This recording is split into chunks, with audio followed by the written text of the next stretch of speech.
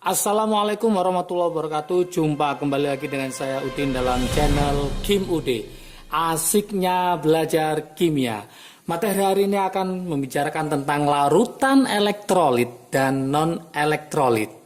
Oke, kita dalam materi kelas 10 semester 2. Materi awal ya, teman-teman harus paham betul. Jangan lupa sebelum saya bahas larutan elektrolit dan non-elektrolit, seperti biasa jangan lupa like, subscribe, dan komentarnya. Juga lonceng ditekan supaya tidak ketinggalan video terbaru dari Kim Ude. Oke, yuk kita mulai pembahasan larutan elektrolit dan non-elektrolit. Teman-teman masih ingatkah apa pengertian dari larutan? Oke. Ternyata larutan itu adalah campuran, jadi suatu larutan adalah campuran yang homogen.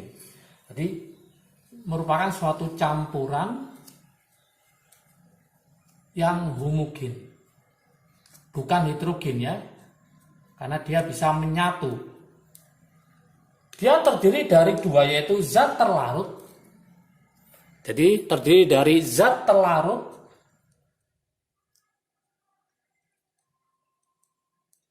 sama zat pelarut. Jadi ada telarut, ada pelarut, membentuk suatu larutan. Kemudian larutan kita bagi menjadi dua bagian besar. Kita bagi menjadi dua bagian besar. Oke. Yang pertama itu adalah larutan elektrolit. Larutan elektrolit.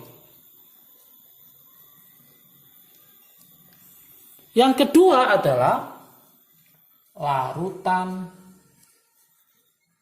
non-elektrolit.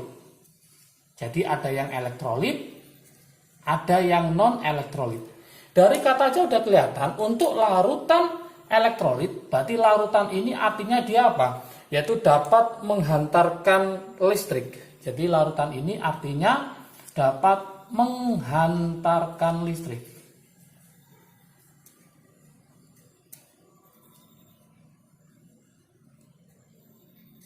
Kenapa dapat menghantarkan listrik?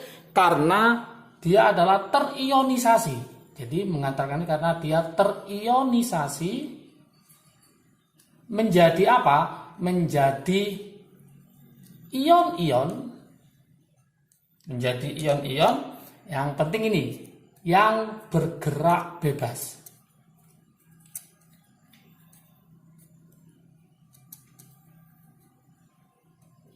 Jadi dia terionisasi menjadi ion-ion yang bergerak bebas. Beda sama larutan non-elektrolit berarti apa? Yang larutan yang tidak menghantarkan listrik. Tidak menghantarkan listrik. Kenapa tidak menghantarkan listrik? Ya jelas karena tidak terionisasi. Kemudian kita lanjutkan pembagiannya. Larutan elektrolit kita bagi lagi menjadi dua bagian besar. Kita bagi menjadi dua bagian besar. Oke. Yang pertama adalah dia adalah merupakan larutan elektrolit kuat. Berarti larutan elektrolit kuat. Yang kedua berarti larutan apa? Yaitu elektrolit lemah.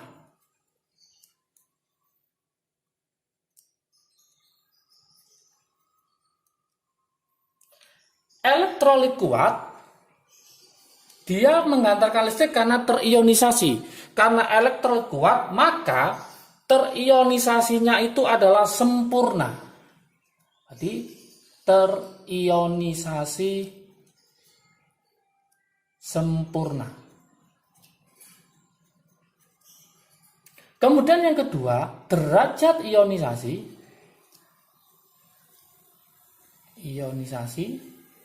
atau yang dikenal dengan namanya alfa itu sama dengan 1. Harus paham ya. Kemudian Reaksinya berupa reaksi irreversible. Reaksinya itu adalah reaksi irreversible. Artinya apa? Dia reaksinya itu adalah reaksi satu arah. Jadi hanya satu panah gini. Nah, satu arah. Itu namanya reaksi irreversible. Kemudian nanti dengan alat penguji, ya, dengan alat penguji elektrolit, alat penguji elektrolit,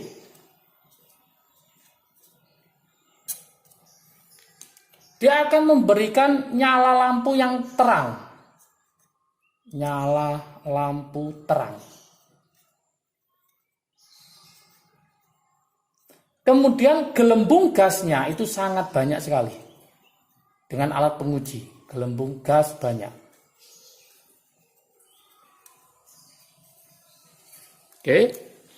Siapa aja yang termasuk elektrolit kuat? Nanti pembagiannya yang termasuk elektrolit kuat. Termasuk elektrolit kuat ini itu nanti ada 3 pembagiannya, yaitu dia berupa asam kuat, berupa basa kuat, dan berupa garam. Contoh asam kuat, contohnya adalah HCl. Contoh basa kuat, contohnya adalah NaOH. Contohnya garam adalah NaCl. Jadi ciri-ciri asam itu ada hanya, ciri-ciri basa itu ada OH. Kalau ciri-ciri garam itu tidak ada H, tidak ada OH, maka itu namanya garam. Berarti nanti elektrolit kuat itu bisa asam kuat, basa kuat, dan garam. Sekarang kita ke elektrolit lemah. Elektrolit lemah itu nanti karena ini terionisasi sempurna, untuk lemah maka dia terionisasi sebagian. Kemudian derajat ionisasi yang disebut dengan alfa itu nanti antara 0 sampai 1. Kemudian reaksinya adalah reaksi yaitu reversible. Reversible artinya reaksi yang dapat balik, yaitu 2 arah, satunya ke kanan, satunya ke kiri. Ini adalah untuk yang elektrolit lemah. Dengan alat penguji seperti elektrolit kuat, apa yang terjadi? Dengan alat penguji elektrolit,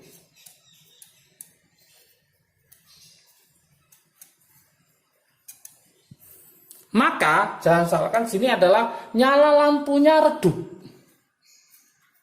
Nyala lampu redup.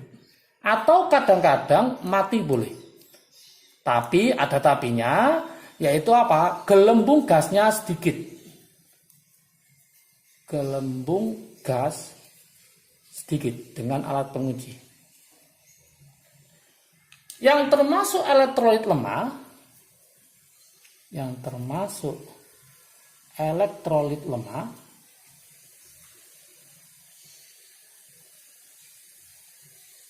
itu dia bisa berubah, yaitu asam lemah,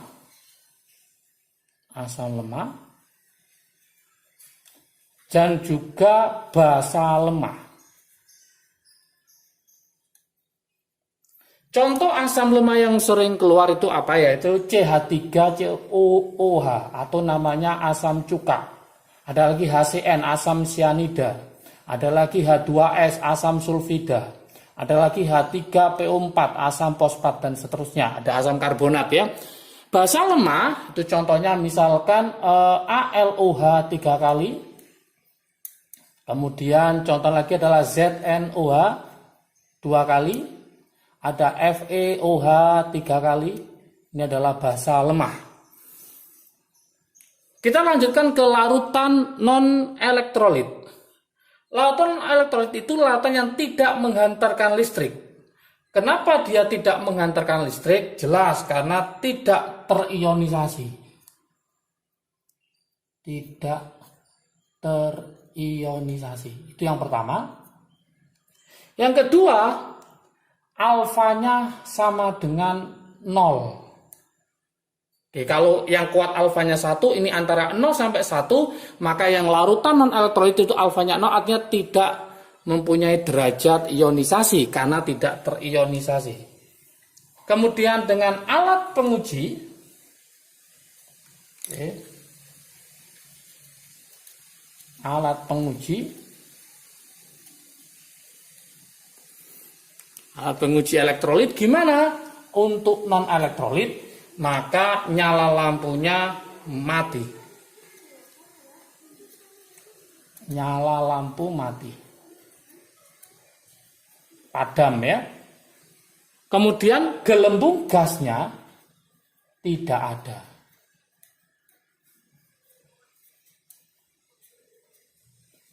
Tidak ada. Siapa yang termasuk non-elektrolit ini? Yang pertama, saya tulis di sini ya, contohnya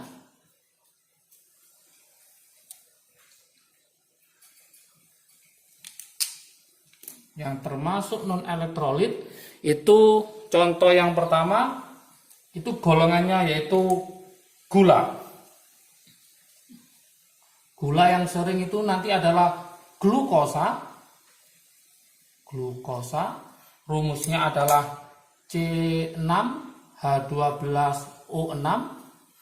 Kemudian ada lagi nanti yang sering keluar adalah sukrosa.